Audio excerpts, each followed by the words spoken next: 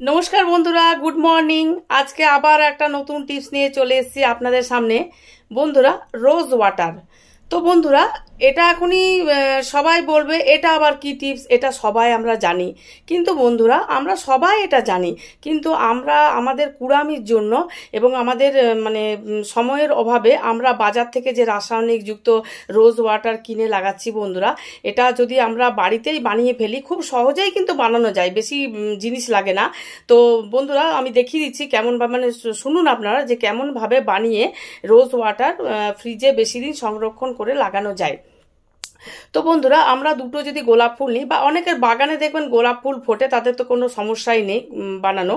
তো বন্ধুরা, আমরা বাজার থেকে যদি 2, 3, 4টে যাই হোক গোলাপ ফুল কিনে নিয়ে আসি, বা বাড়িতেই বাগানে হয়, তো নিয়ে পরে বন্ধুরা আমরা যদি ওই গোলাপের পাপড়িগুলো ছাড়িয়ে একটা পাত্রে 2 গ্লাস ধরুন বা 1 গ্লাস জল দিলাম, মানে যেরকম আপনার গোলাপ ফুল থাকবে সেরকম জল দিবেন। তো যদি 1 গ্লাস জল দিই, তাহলে ওই গ্লাসটার জলটা আপনার জলে আগুনে ফুটে 1/2 গ্লাস হবে। সেই 1/2 গ্লাস জল বন্ধুরা আমরা কি করব, ভালোভাবে ঠান্ডা করে নিয়ে একটা ছাঁকনি দিয়ে হোক বা কাপড় দিয়ে হোক ছেঁকে আমরা ফ্রিজেও রাখতে পারি, আর নর্মাল জায়গাতেও রাখতে পারি। যদি আমরা ফ্রিজে রাখি তো বেশি দিন সংরক্ষণ করে বন্ধুরা আমরা একটা লাগাতে পারবো।